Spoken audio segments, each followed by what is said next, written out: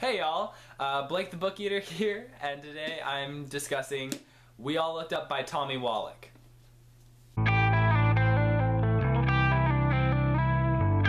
We All Looked Up is a contemporary novel set a few months before the world is going to end. There is this giant asteroid called Ardr, A-R-D-R, but they just call it Ardr, and it's coming to destroy the world, and there's a 2/3 chance that the world is gonna go boom, and 1/3 that the world is probably gonna be saved, with 66% chance that we're all gonna die.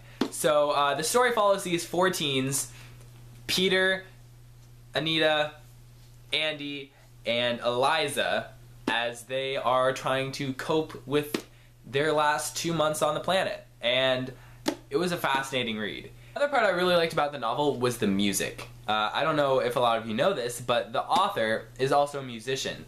And when he found out that when he made, some of the characters musicians in the novel, there's all these songs and stuff that they sing.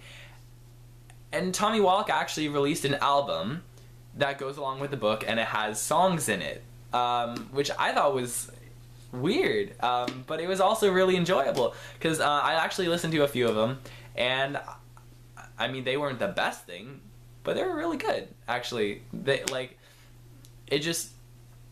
It wasn't like super high quality music or anything, for sure, but it really felt like these angsty teens had written these songs and performed them and put all their heart and soul and kind of angsty crap into these songs, and it showed, and I really liked it. So you can check out his album. I think it's on Spotify, and you can get it on iTunes too. But it was definitely, it was a cool little supplement. I know some books, they do social media things or like websites or stuff like that, but the music was a very realistic tie-in, and it was awesome. So go check that out. Well, this is one of the only books that I've read that has taken place in Seattle. I can't really think of another book that I've read that takes place in Seattle. So it was a nice, refreshing change of setting from Los Angeles or New York or Chicago, like one of the more typical cities. So it kind of had an exotic feel, which is, it's not exotic at all. I'm just, I live in California, so anything is exotic to me. But you really got the sense of this city, and as they're coping with the impending apocalypse, and the setting was amazing, because you have these people who just throw a caution to the wind, and they're rioters and looters, and it's insane. And then you have these people that still try to maintain this semblance of normality, which, lots of people can think is stupid, but there is, 33% chance the world isn't going to be destroyed. So there's just this interesting dynamic with the police and martial law, and the government trying to kind of control the city, but at the same time, nobody really cares anymore because they think it's going to end. And so in this, you have our 4 main characters, who are all very interesting in their own right. They're kind of born out of cliches. Like, we have the stereotypical jock, the good girl, the stoner, and the slut. But they're not like that at all. The author really sets up these characters as archetypes in the beginning, but then reveals all these layers that they're more than just that one thing. Peter, he's this athlete, and he's kind of a jerk. He has this girlfriend who's a total flighty airhead. But Peter, he has this kind of sense that he hasn't really done anything worthy in the world. He hasn't achieved anything. And so that's part of what drives his character, and I thought that was really interesting, just because I know everybody kind of feels a little bit sense of disappointment and regret, and Peter, that was just kind of at the forefront.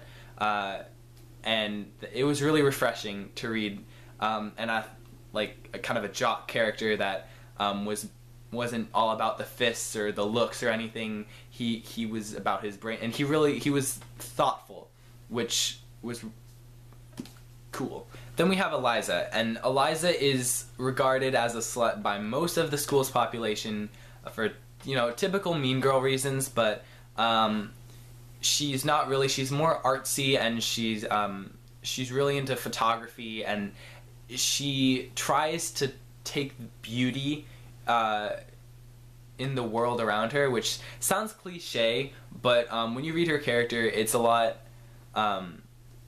it's easier to, once you've read the book. And also, she embraces her title, basically.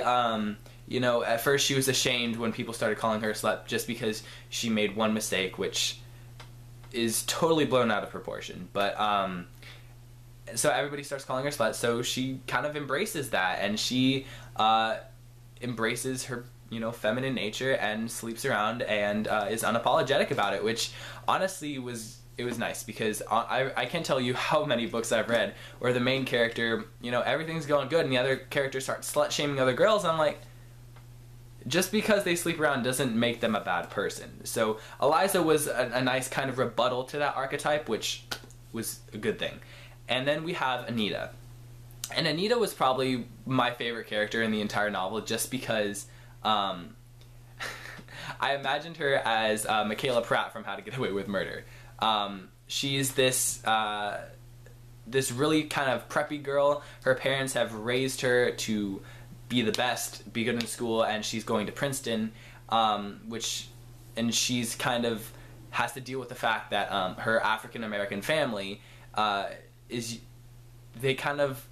they're so wealthy and prestigious, they kind of raise themselves above the I guess the connotations of being black, which is really sad, but her dad is kind of like super hypocritical, and I've seen that in other like American Crime, they dealt with that too, and it's really well done. And Anita, she starts feeling the sense of disillusionment, and that all the work she's done for grades and everything has led to nothing, and so she starts living her own life, which it's great.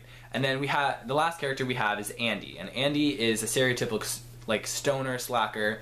He doesn't really care about school or anything like that, but then he's also a really caring person. He cares a lot about his friends, and he kind of regards them as his family, and he's almost kind of smart in his own way that a lot of people don't see. So he was a good character too, but I think he fell back a little more on his archetype more than the other characters. They kind of transcended the cliche stereotype, but Andy kind of embraced it, which was okay for his character, but that was one little problem that I had. Overall, this book was very well written. Entire passages almost had kind of a philosophical feel to them, even though it's in, you know, a YA contemporary.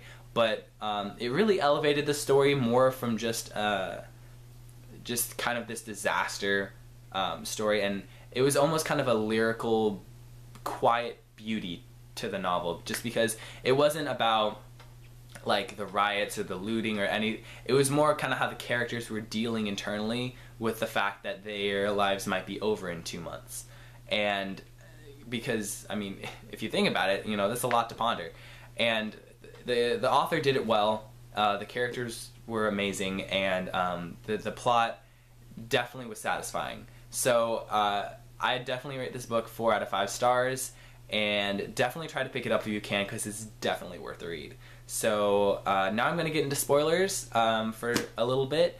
So if you haven't read the book, leave, and then, you know, once you read the book, you can come on back and we can talk about it. So bye, non-spoilers. Okay, so this book is fresh on my mind, so I kind of have a lot to say. I talked about the characters in the non-spoiler segment, so now I'm really going to get into the plot, which is kind of crazy. I liked it at sometimes, and at sometimes I didn't like it. My favorite part about the book was the characters, just because they were so unique and different, and I really felt for them. But the plot is kind of why I knocked it down a star, just because it veered around all over the place. And sometimes it was entertaining, and sometimes I was like, what is happening? So first and foremost, what I didn't like was kind of the relationship drama. Because the world is ending, and we're still concerned about who likes who and relationships and all that crap. And especially with Andy and the drama with Eliza and Anita. I felt like that could have been resolved or done it in kind of a better way, because I understand how messy relationships are, but it was almost kind of comical how stupid Andy was being. I just wanted to smack him the entire time. Like, I liked him in the beginning half of the book, but by the end I just smack him. And then Peter, he was great, but he was kind of too good. The other characters had, like, they were really fleshed out, but Peter just kind of felt like this stoic stick figure. The story kind of veered from being, like, realistic and grounded to kind of, like, fantastical and, like, over the top. Some examples are everything with the drug dealer Golden. He was kind of this almost kind of cartoonishly bad villain. He had all these tattoos all over him, and he had a grill and like a chain, and he had like a whole gang, which I mean I guess is realistic, but the way his character was written, it was just kind of like he didn't feel menacing at all. Like, you knew he was bad news, but I didn't feel like afraid of him. And especially the plot with Bobo. Bobo is Andy's friend, and they're close friends, like brothers. And the suicide pact thing, I was just like, oh my god. And after that, Andy should have known Bobo was bad news. Even his name is stupid, Bobo. And then Bobo starts being a total asshole to Peter's sister, Misery. And Misery was kind of a character that was at the edges of the novel. But she was a likable character. She kind of rebelled against her parents and her brother and was trying to be her own person, but was also trapped by Bobo in a way, and then actually literally trapped by Bobo at the end of the novel when he goes psycho. And that was another thing that I liked it, the whole Misery being trapped thing, just because Bobo felt like the type of crazy guy to do that. The only thing I didn't like about the end of that arc was that Bobo tried to rape Eliza. He tried to rape Eliza, and it kind of felt unnecessary, because you knew Bobo was a bad guy, and he had all these feelings for Misery, and what kind of drove him to be crazy, and it just kind of seemed awkward for him at the last minute to be like, you know what, no, Eliza's really hot, so I'm gonna just rape her. It kind of felt unnecessary because his character was already bad. If any character was gonna be a rapist, I thought it would be Golden, but he gets shot, so. Other parts of the novel that felt like kind of over the top was the monk dude. I forget his name, but he's the one who organizes the party at the end of the world, and I thought that was actually kind of it wasn't realistic, but it was a really nice idea, and I think that, you know, if that was to happen, you know, that would just kind of be a nice thing to have all this togetherness like right at the end. And I really enjoyed the imagery that part provided, even though it wasn't realistic. That was kind of like unrealistic, but I liked it, just because the characters kind of got to express themselves in a way they hadn't before. They were able to finally click and be themselves, and also just kind of enjoy the last moments of life, and by the end of the novel, I was just like heartbroken. I wanted to know what happened, but we get that ambiguous ending, which honestly I think the meteor came and destroyed the world, but because I'm super pessimistic. But I mean, there's a chance that the characters could live on, and if they did live on, I would be happy with that too. But another character who didn't live on was Peter. And that's, okay, that's the one part, is I didn't actually realize Peter had died. The way the scene was written, it felt final, but I was like, he just got beat up. I mean, he's fine. And then 2 chapters later, she's like, oh, he's gone, he's dead, Peter's dead. And I was like, oh, that's why Peter's dead. I was kind of out of it. I was like, I thought he was alive. Because they never, the author, I mean, it was good showing and not telling. But it didn't tell me at all, and I totally missed it, that Peter had died. I was like, oh, what happened? Yeah, but, you know, Peter died, and I didn't really feel anything. I was just kind of like, oh, that's sad. Because him and Eliza did have a good relationship for the last like few weeks, and I wish that was maybe shown a little bit more, because the build up to that was all this like past and tension, and then they're together and you kind of get like a little montage till the end of the world. So but I really enjoyed their arcs, and I was like shaking my fist at Peter. I was like, God, when are you and Anita gonna get together? Because Anita was obviously in love with Andy throughout the entire novel, and I really liked how she didn't realize it. She did not realize she was in love with Andy, and then Eliza was like, you're in love with Andy, and she was like, no, I'm not. Wait, yes, I am. So that was really well done, and I just overall I really enjoyed the characters. I enjoyed just kind of the overall story, because even though I didn't enjoy every aspect of it, and like the over soapy drama aspects were kind of strange, but overall it was definitely, I really liked it. So share your thoughts, comment, like, subscribe, you know the deal, and I'll see you next time. Bye.